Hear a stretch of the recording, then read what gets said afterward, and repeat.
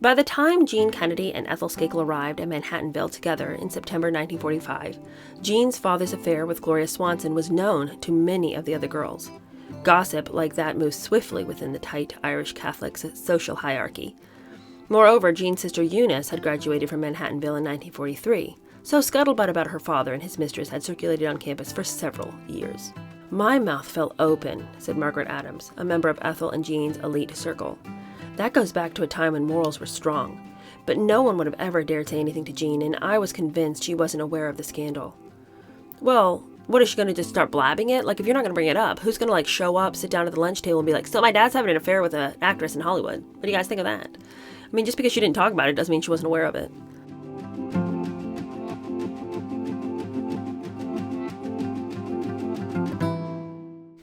Hello, how are you? Welcome to my channel. My name is Cheer Denise. We're going to keep going in The Other Mrs. Kennedy, and Ethel is off to college. The last time we were together, we talked about how she had finally gone to the boarding school. I was kind of confused about the timeline because earlier in the chapter, it said that she was finishing 9th grade, right when we entered World War II. And she was finishing 9th grade. She was halfway through her 9th grade year when the attack on Pearl Harbor came. It said the following year she was going to go to the Sacred Heart in the Bronx. But then when she finally gets to the Sacred Heart, it said she was starting her 11th grade year. So I don't know what happened in 10th grade. I don't know if because of the start of the war, she stayed at home. I don't really know what happened there. But anyway, she's done now. She's graduated from the Sacred Heart. So now it's time for her to go to college. So we start there. The war has ended. It's 1945. So the landscape in America is looking a little different than it was in the previous chapters. So we're going to talk about that. While she is in college, she is going to have her first encounter with the Kennedys. So the Kennedys are going to feature prominently in this episode. There's one chapter we're going to read. It's not a super long, extensive history, but we get a little bit of history on who exactly the Kennedys were and who they were in the sphere of elite Catholic families on the East Coast. And we're going to talk about Ethel's relationship to Jean Kennedy, which is obviously going to lead her into a relationship with Bobby Kennedy. We are now in a new part of the book. It's called College Girl, and so all of these chapters are going to fall under that umbrella. Chapter 24 says Off to College. It was a time of celebration in America that late summer of 1945. In New York, strangers danced and kissed and in dark places made love. Drunken, joyous sailors tore through the streets of San Diego, smashing store windows. The Andrews sisters, on a USO tour in Italy, had just finished singing Don't Sit Under the Apple Tree to an audience of 1,000 dog faces when someone handed Maxine Andrews an urgent note. "The Japs have just surrendered," she squealed to the troops, touching off a volley of airborne hats and shoes.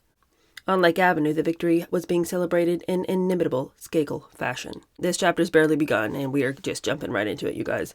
Just discharged from the Marines, Sylvester Larkin drove to the Skakels hoping to see his chums, George, Rushton, and Jim. The maid who answered the door said that they were out. Hearing familiar voices, Larkin walked into the living room and found George Sr., Big Ann, and 3 uniformed Royal Canadian Air Force pilots in the midst of a bacchanal. Standing beside Mrs. Skakel was another maid holding a silver tray piled high with water-filled balloons. The 3 young aviators and the senior Skakels were laughing and shouting as they bobbed and weaved in what was clearly a water bomb fight fueled by alcohol. All of them were drenched. The furniture, the rugs, everything was sopping. Larkin, who was in a freshly pressed khaki uniform, wanted no part of the absurdity he was witnessing. George and Ann Skakel were so far gone they hadn't even noticed his arrival, so he quietly left. "They're plastered," he thought as he drove home. "Nothing's changed. They're all still crazy." Meanwhile, everything in Ethel's world was sensational, as she exclaimed over and over. So, we're going to get into Ethel and what's so sensational about her life now that she's off to college, but just picture for a moment walking into somebody's house. You came to see their kids. The kids aren't there, but the parents are there. These are senior members of the family, okay? They have lived with money in Providence for quite some time now. And here we have them throwing water balloons in their home, in the home of their palatial mansion, with a couple of Air Force officers, and everyone's just drinking and crazy and throwing water balloons, and it's just like, this is not the way to behave with dignity. No longer am I saying to the Greenwich Blue Bloods, these wasps, why don't you guys want to be friends with the Skakels? I mean, it's just like, well, but this is wild behavior. This is not the way people behave. You don't throw water balloons in the house. I think the thing that shocks me is that at their ages, they would want to still be behaving like this. I think that's my main point. It's shocking to me that Mr. and Mrs. Skakel, having made so much money and having run in so many elite circles, they wouldn't want to be more majestic and regal in their bearing, that they would just be fine with this. I mean, everyone, to each their own. They had all the money they wanted. If they want to behave like this, that's fine. But I just think that it's obvious, like that kind of behavior would obviously alienate the neighbors. And if your big thing is I want to be accepted by the neighbors, it seems like you would just maybe like curb your animal instincts at some point. Anyway, Ethel's finding the world sensational because early in September 1945, Ethel, still the prankish tomboy at 18, arrived at Manhattan College of the Sacred Heart on 133rd Street at Convent Avenue, a virginal white oasis in the heart of New York's Black Harlem. Her first gag upon arriving on campus was to tell some of the other freshmen that while her mother was of fine Irish Catholic stock, her father was a Jew. One longtime friend believed Ethel's story for years. She thought she'd shocked us, a Jewess at Manhattanville. What kind of a crazy enclave is this? By the time Ethel arrived, the Harlem neighborhood surrounding the campus was changing from white to black. The college was surrounded by gray stone walls topped with steel spikes. At night, the metal gates were locked, and the girls were warned never to leave campus alone, never to wait for a bus or to go to the subway stop unless accompanied by someone. Apocryphal stories circulated about white slavery rings of girls being drugged and forced into prostitution by colored pimps, all of which struck fear into the hearts of the young virgin debutantes arriving from segregated and restricted communities like Greenwich. But I think the thing that's really crazy is that they're constantly telling the girls, there's a lot of black people around here, so you better watch it, and acting like, they're just one step away from the worst fate of all, being trapped into a slave ring.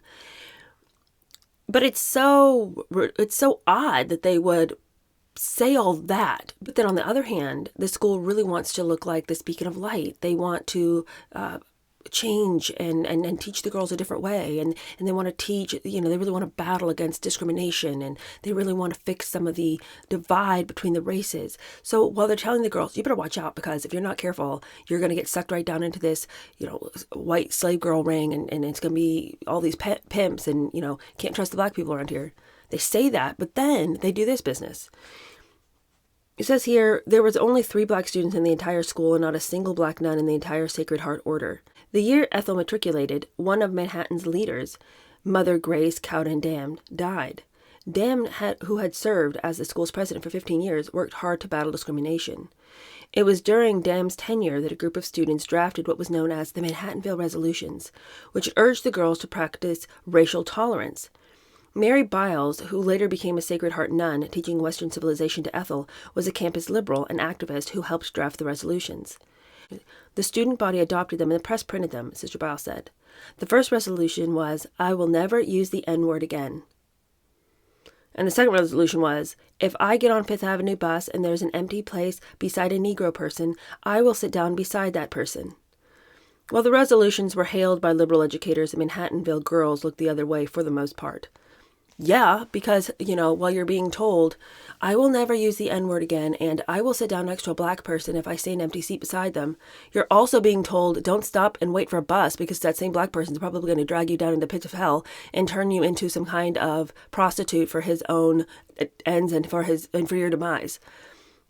So I feel like that would just be like, well, what am I supposed to think then? If you bring all these girls together and they have never had any experience of anything outside the world and you're giving them such mixed messages, you can't pat yourself on the back and say we're a bastion for liberal ideas, such as never saying the N-word and generously sitting down next to a black person because we're not mean like that.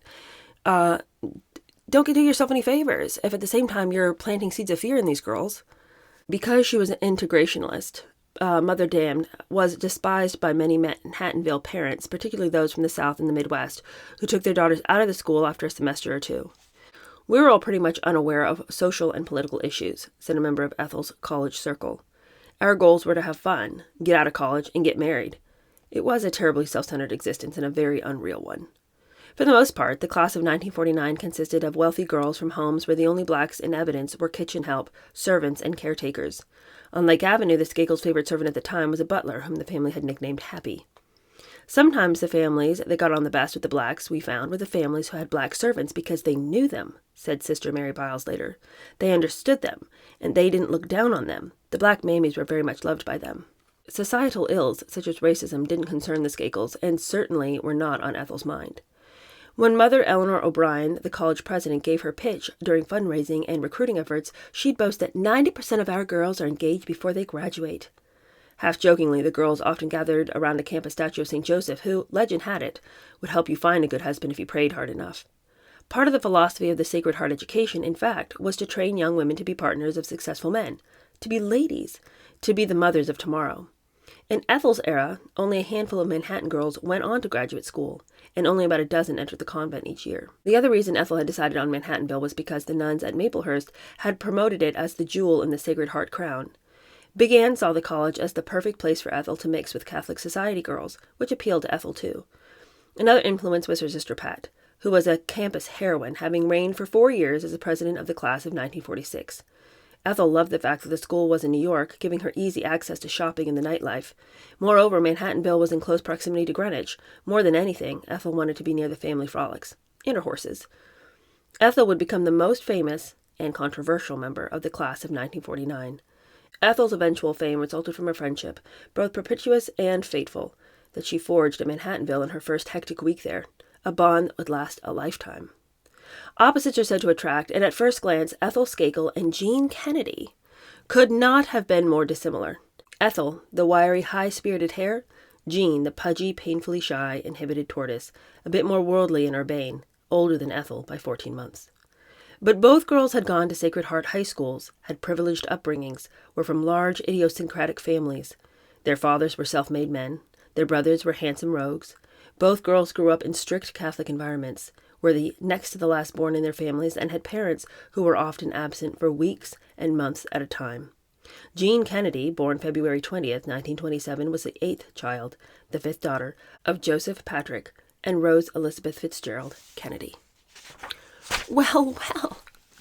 Ethel's life is about to change dramatically, but it is interesting that both of them came from such similar families. And I can completely see that that's why Jean and Ethel became such good friends, because what a unique existence to have had, and to be able to find someone who could mirror your existence even slightly in this world in which most people had more traditional home lives, even if their parents had tons of money.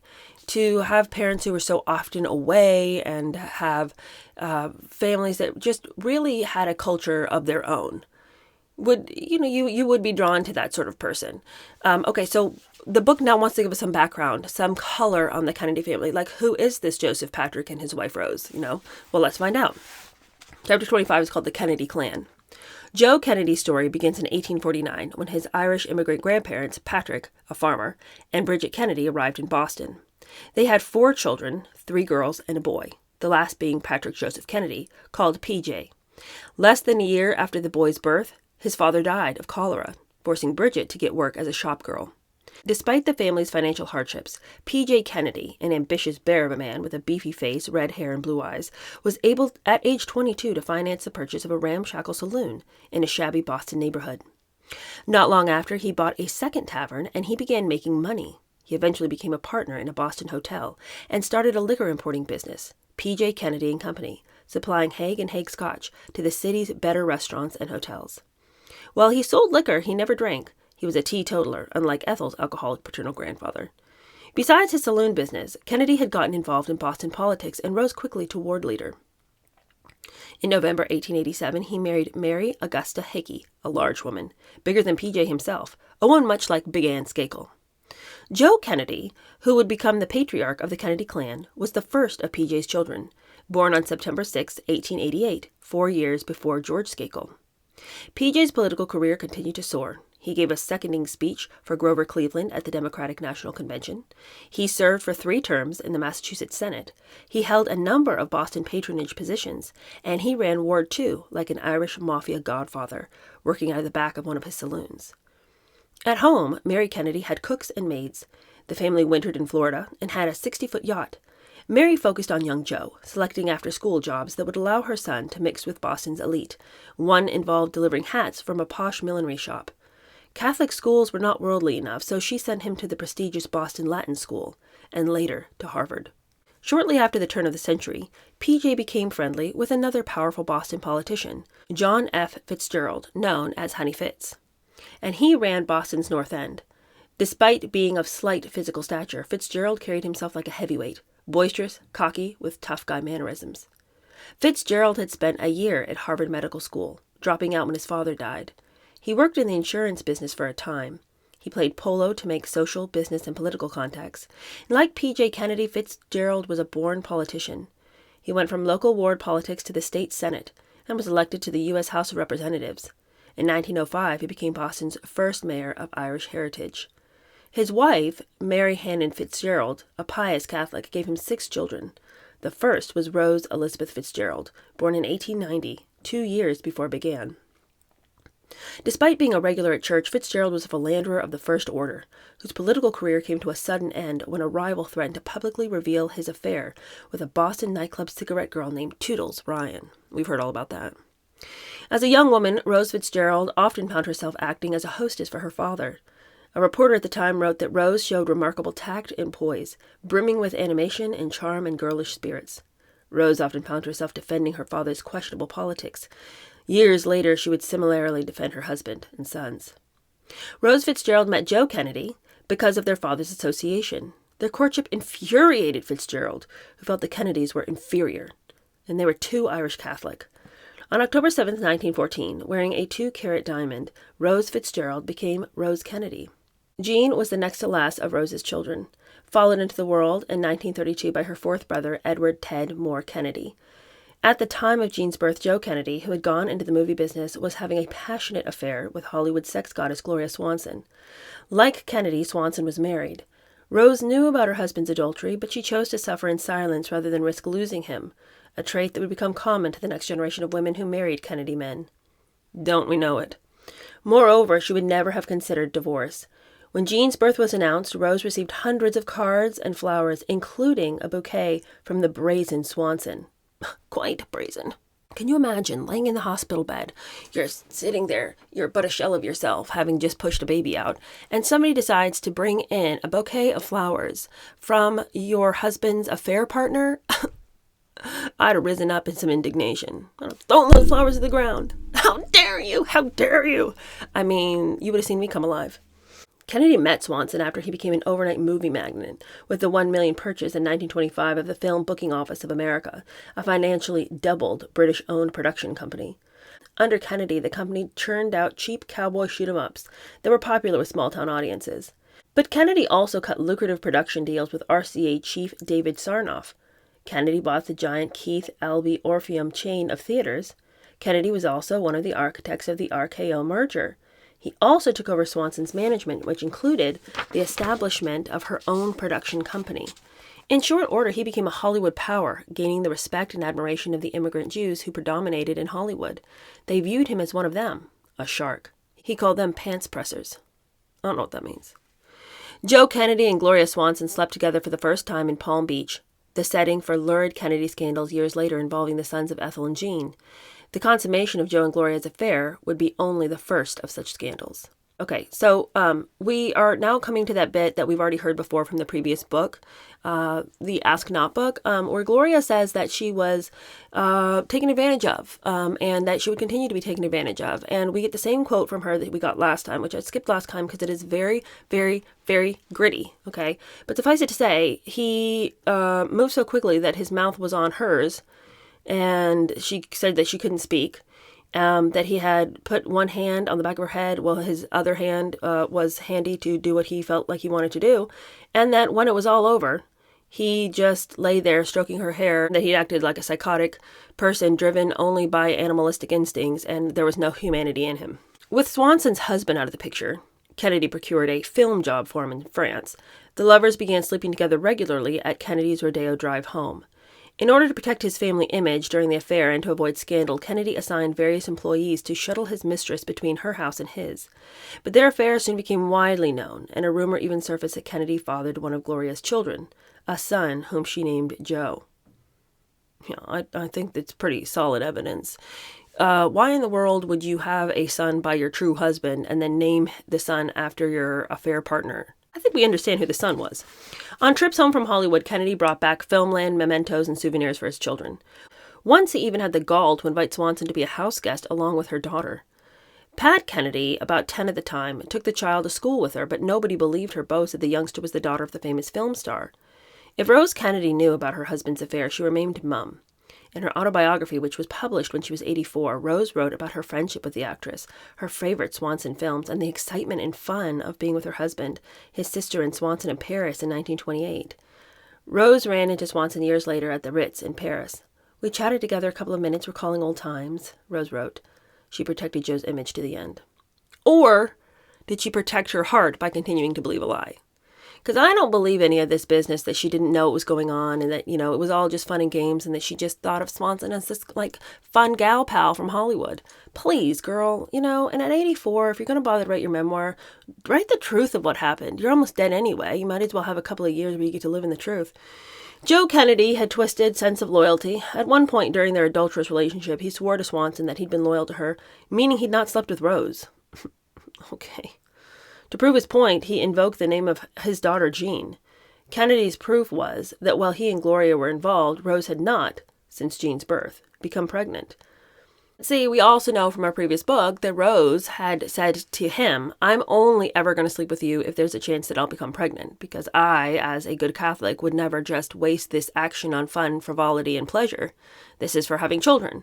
So, it's all easy for him to tell Swanson, "I've been loyal. I've been loyal to you only. I haven't slept with my wife. It's only you." Well, your wife won't sleep with you, so. Anyway, by the time he fathered Ted, his affair with Swanson had cooled, but their friendship continued for years. Adultery wasn't Joe Kennedy's only vice. During Prohibition, he was allegedly funding and profiting from illegal shipments of liquor. Mobster Frank Costello asserted later that Kennedy had been a partner in bootlegging and rum running in the early 1920s. Joe Kennedy was a major player on Wall Street for years, but having since the end of the bull market, he divested himself of high-flying speculative stock, gaining notoriety as a profiteer, but emerging in the black from the 1929 crash. Even his children were aware of their father's image. Coming home after a day of selling, Kennedy was greeted by little Jean exclaiming, "Daddy is a bear! Daddy is a bear!" While others were leaping from tall buildings. Kennedy was secure in the family's recently purchased $250,000 mansion in Bronxville, New York. During the 1930s, Kennedy by then was a very wealthy man and decided that public service would give him the status he wanted and felt he rightfully deserved, so he put his substantial financial and business clout behind Franklin Delano Roosevelt, George Skakel's nemesis. In return, a grateful FDR offered Kennedy the ambassadorship to Ireland, which he rejected. Many years later, Jean Kennedy would accept that same appointment from another so-called Democratic reformer, President Bill Clinton. Joe Kennedy subsequently accepted the chairmanship in 1934 of the new Securities and Exchange Commission, and in 1937, chairmanship of the new Maritime Commission. The next year, Roosevelt gave Kennedy the payoff he sought, appointing him to the highly prestigious post of American ambassador to the Court of St. James. Roosevelt's decision caused consternation among liberals who were aware of Kennedy's isolationist and anti-Semitic feelings. As ambassador, he'd have diplomatic dealings with Nazi Germany at a sensitive and dangerous time in world history. Rose enrolled Jean and her sisters, except for Rosemary because she had some developmental delays, in the Sacred Heart Convent in Roehampton, where they were remembered as being birds of paradise bringing glamour and worldliness to the otherwise austere school. Jean, then 11 years old, was still a little chubby and less dignified, one classmate recalled. On the first day of school, when the teachers pointed out a mistake she'd made in her arithmetic, she coolly eyed the figures on the paper and said, "Well, 5 goes into 9 in America. I don't see why it doesn't in England." She is the daughter of a politician, a gaslighter from birth. As Hitler's threat of war intensified, Kennedy sent Rose and the children to Ireland. Shortly after Britain declared war, he decided that the family should return to the United States. Back on U.S. soil, Rose shipped Jean off to Eden Hall, a Sacred Heart convent school in Philadelphia. She spent 2 years there before transferring to Norriton in Connecticut, one of the strictest and most austere of the Sacred Heart schools. A classmate at Norriton, Jean Cassidy Duffy, who went on to Manhattanville with Jean, remembered her as very childlike, very naive and shy, not at all outgoing. She didn't have very many friends. So now we're going to come to Ethel and Jean, and how did their friendship strike up, and what were they like as friends because they were so different. By the time Jean Kennedy and Ethel Skakel arrived at Manhattanville together in September 1945, Jean's father's affair with Gloria Swanson was known to many of the other girls. Gossip like that moves swiftly within the tight Irish Catholic social hierarchy. Moreover, Jean's sister Eunice had graduated from Manhattanville in 1943, so scuttlebutt about her father and his mistress had circulated on campus for several years. My mouth fell open, said Margaret Adams, a member of Ethel and Jean's elite circle. That goes back to a time when morals were strong. But no one would have ever dared say anything to Jean, and I was convinced she wasn't aware of the scandal. Well, what is she going to just start blabbing it? Like, if you're not going to bring it up, who's going to, show up, sit down at the lunch table and be like, so my dad's having an affair with an actress in Hollywood. What do you guys think of that? I mean, just because she didn't talk about it doesn't mean she wasn't aware of it. One evening during freshman year, Joe and Rose Kennedy took Jean and Margaret to dinner, and afterward to see the state of the nation. It was a wonderful experience for Adams, an ingenuous girl from Cincinnati society. After the show, Joe dropped off Rose at the plaza before retiring for the night in his suite at the Waldorf. Innocently curious, Margaret asked Jean about her parents' separate sleeping arrangements. My father loves staying at the Waldorf for business reasons, and my mother can't stand the noise there, so when they're in New York, they just stay separate, Jean responded naively. Is it naivete, or is it the fact that she doesn't want to discuss what's going on in her house with her friends because it's embarrassing? I don't know that naivete is the right word for it. It could be self-preservation. I'm not sure that Jean at that age knew the reason why her parents had separate bedrooms, Adams felt. They're in college! I think she's figured it out by now. The children would have been the last to know. Jean idolized both her parents and was in awe of her father. Maybe it is naivete. Maybe she really was such a simpleton that it had never occurred to her that her dad and her mom sleeping not only in separate rooms but in separate hotels was something to be concerned about. But I just feel like by the time you've reached college, you've probably asked a question or two, if not out loud in your own head. Ethel, recalled a friend, was mortified when she heard the gossip about the affair. This may seem hard to believe, but at age 18, Ethel thought adultery was something mentioned only in the Bible, that it was not an actual practice. I remember her getting very upset when she heard us talking about Joe Kennedy and Gloria Swanson. That's not true. I don't want to hear talk like that. Ethel was so innocent and so naive. The first week in Manhattanville saw Ethel, who couldn't keep a tune, with her new friend Jean, on their knees foolishly singing a sappy little song called the Donkey Serenade. When they were ordered to scramble like an egg, Ethel and Jean dropped obediently to the floor, giggling with delight, wriggling around until they were told to get up. It was all part of the junior class's hazing of the freshmen. Ethel thrived on such hijinks, but Jean was different. Ethel had a very magnetic personality, said Kay Simonson Waterbury, a Park Avenue girl who was a member of Ethel and Jean's circle. Waterbury would eventually be related to Jean through marriage, and Ethel would one day become godmother to one of Waterbury's children. Ethel loved life and having fun, but Jean was and is very much into herself, much more private than Ethel and very shy. As a result, she's misunderstood because people think that she's snobby.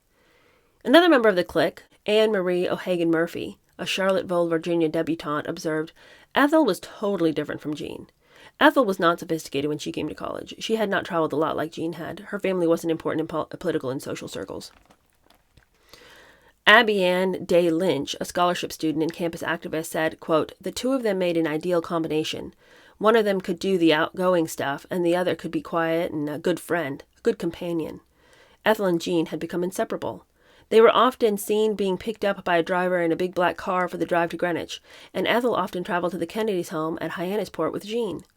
Ethel became Jean's great friend, as Rose Kennedy put it later. Ethel's first visit to the Kennedys at Hyannisport was just a month after freshman year started. Ethel, Jean, and a few friends went to Boston, where Rose met them with a car and a driver. Ethel's memory of the, quote, event underscored how impressionable and innocent she was at the time. There was a bunch of us, so the car was crowded, very crowded, and it was raining. That gives the general picture. A pile of kids and luggage driving for 2 hours in a closed car on a rainy day. Mrs. Kennedy spent practically the whole ride giving us a history lesson, and she was great. It was October 31st, Halloween, so there was jack-o'-lanterns on people's porches and in windows, and that's what started her off. She said, now why do you suppose people have jack-o'-lanterns? How did the custom ever begin? And that led back to All Hallows Eve and witchcraft and all that, and then to the church and saints' days, and then up into American history and pilgrims and pumpkins and superstitions and autumn harvest and protect the crops and pumpkin pies and apple cider. And anyway, I thought she was fascinating. She knew so much and twitted us a little if we didn't know as much as we should have, and she got us all involved, and probably all of us did learn something, and pretty soon the trip was over and we were at Hyannisport. And I remember arriving at the Cape and going to Jean's room and thinking how everything was so well thought out for the happiness of children and guests. There were fresh flowers. There were interesting books on the bedside table. It was all so comfortable and pleasant and beautifully done. All those niceties that can make life so pleasant. She'd thought of all of that. Nothing showy, just very nice. It was all so different from that topsy-turvy world at Lake Avenue. Some college chums believed that Jean sought out Ethel, intrigued by the Skakel girl's open, bold, and brash style. But others took a more cynical view, contending that Ethel pursued Jean with ulterior motives.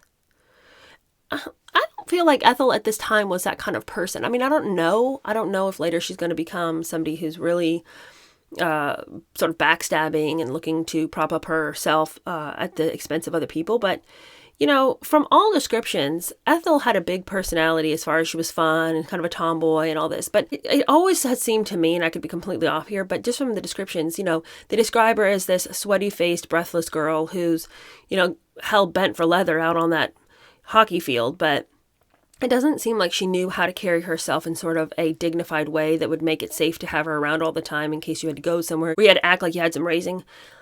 Like, it always feels to me that Ethel was kind of on the outside of things. That she wasn't like a complete outsider, but it just feels like she was not taken in by everybody. That she had a couple of good friends, like how she had Pixie and Pan as her friends at Greenwich Academy, but it just kind of seems like she found a couple of people, but that she was held at arm's length by a majority. And then we have Jean, who is insecure, quiet, doesn't talk a lot, very introverted person. And it seems to me that these two people, though their personalities are different, one being a lot more boisterous and the other one quiet, would find each other because I think that both of them didn't have a plethora of friends. Still, some people said, as Margaret Adams observed, at Manhattanville, people toadied to Jean. She was pretty influential because of her family. Ethel attached herself to Jean to get access to the Kennedys, although she genuinely liked Jean. It worked conveniently for Ethel because being friends with Jean gave Ethel the opportunity to be around her brothers, which Ethel enjoyed. Both theories have validity. As their friendship intensified, Jean seemed to emerge from her shell, getting into minor scrapes with school authorities, chewing gum in class, not dressing properly for dinner. Ethel and Jean didn't like to obey laws or rules, said a classmate, Ellen Quigley Williams. To observers, Ethel benefited more from the friendship than did Jean. While Jean became more outgoing, Ethel got the brass ring, gaining entree to the Kennedys, fulfilling her unspoken desire to be part of their mystique. Classmates envied Ethel's touch. A lot of girls wanted to get close to Jean, but couldn't, said one. But Ethel captivated Jean like no one else could, and believe me, many tried. Ethel had the magic elixir. Pat Norton Mullins, a senior vice president of her class, a close friend of Pat Skakel's and a frequent visitor to the Skakel home, remembered Ethel and Jean as, "Hiya, kid!" slap on the back, happy-go-lucky types, but not very thoughtful. Jean was nothing like her sister Eunice, who was very cerebral at Manhattanville. Jean and Eunice were as different as Ethel and her sister Pat. On the surface, Ethel appeared to be the dominant one in the relationship, but Jean was far from submissive. Friends say she chose to remain in Ethel's shadow, quietly pulling the strings behind the scenes. As Jean's friend Abby Ann Day Lynch observed, she appeared to be very quiet and compliant, but underneath she had a great many of her own ideas. In the beginning, Ethel jumped when Jean said jump, said a close friend. Jean was the real powerhouse behind those two. Ethel heeded her. She bided her time. Another observer of the friendship noted, quote, "There was a lot of manipulation, probably unconscious manipulation, but manipulation nonetheless. Those two girls came from families where manipulation was a primary trait. It was in their blood, whether they realized it or not." That's probably true. By her sophomore year, thanks to Jean, Ethel would have what she wanted, a Kennedy man. Besides their personalities, differences existed between Ethel and Jean academically. Ethel was a B+ student, and Jean, who was a C+ student, seemed lazy, said one of the nuns, Sister Mary Biles, who taught both girls in her Western Civilization class. Jean didn't work as hard as Ethel, and maybe her mind wasn't as sharp as Ethel's either. Isn't it interesting that the Kennedys made such a big deal about everything being perfect and you really need to try really hard and, you know, it's only the best around here. Go, go, go. Be the best, do this. At the top, at the top, at the top. And we have John F. Kay, who was very intelligent, and everybody seems to know that, and his brothers as well. Not Ted. But it's interesting because Ted was very insecure about the fact that he really struggled in school. Rosemary, we know, really struggled in school. It would appear that Jean isn't really considered as very intelligent either, C+ student. And that was, you know, either she was lazy or school was very difficult for her. I don't know. But where do we get this idea that all the Kennedys were just revving at 100%? Because that's 3 out of their kids who are really struggling academically. You consistently read that the parents didn't accept anything except for scholastic excellence. But which kid? John F. Kay? I don't know. All right, well, near the end of their freshman year, Anne Cooley Buckley, who had come from Norton with Jean, asked Ethel to be her roommate in sophomore year. "I thought she was fun and neat," Buckley said, "but Ethel told me no, that she'd be rooming alone." In fact, Ethel had decided to room with Jean. They'd quietly sought out Sister Mary Esther McCarthy, their house warden, and asked their request. McCarthy, who also taught philosophy, had the task of making sure the dorm rooms were neat and orderly, handing out demerits if they weren't. The nun decided that Ethel and Jean, quote, kept the room in sensible order, so she granted them permission. They were assigned a suite, 2 small bedrooms separated by a tiny bathroom. They'd remain roommates until graduation, shortly after which they'd become sisters-in-law, remaining lifelong friends. Ethel would become closer to Jean and the other Kennedys than to her own family. Now, that's where we end today because I have to end. I've got to go make breakfast. But the next chapters that we're going to read are called Rich Girls. I love it. Chasing Boys. Again, can't wait. And we'll cap it off with Bobby Kennedy. So stay tuned, my friends. I am just loving this book. I am just loving it. Thank you to those who recommended it in the comments to me. I don't know that I would have come upon it. I have another Oppenheimer book. It's about RFK Jr., which I was going to read, but then considering the election, I was like, I don't want people to feel like I'm getting political. And I've had a lot of people say, could you read this book? Could you read that book? You know, let's hear Melania's memoir. Let's hear about J.D. Vance's book. And the thing is that while I think those books are all very interesting, I don't necessarily want to get into current politics just because I just feel like on an election year, I just don't feel like it would be beneficial to just have a bunch of fighting in the comments because I chose to talk about something that is, you know, adjacent to current politics. But all that to say, that book on RFK Jr. was amazing and also written by Jerry Oppenheimer. And what I love about this book so much is how many people he got to talk to him and whom he names. People whose words and opinion have weight and worth. And I have to say, I am loving how much he dug into the background of this family in order to create a biography that really, I feel like, is encompassing who Ethel is going to become later in life. I think it is one of the most fascinating biographies I have ever read, and largely because there are so many people on record who have opinions and who are willing to talk about who Ethel was. So I am loving this, and I think it's a really great counterweight to Ask Not, because that one had a lot of, well, they said in Esquire, well, the tabloids reported. It's like, all right, already, Maureen Callahan, did you talk to anybody at all? Or did you just read a bunch of tabloid articles and then compile a story full of things we already knew? But I have to say that while I didn't know that much about Ethel Kennedy, even if I had known about Ethel Kennedy, I would never have known half the stuff that he talks about because he has so many excellent sources. So I hope you guys are enjoying that as much as me. See you guys later this week. Thank you so much for hanging out with me. Talk later. Bye.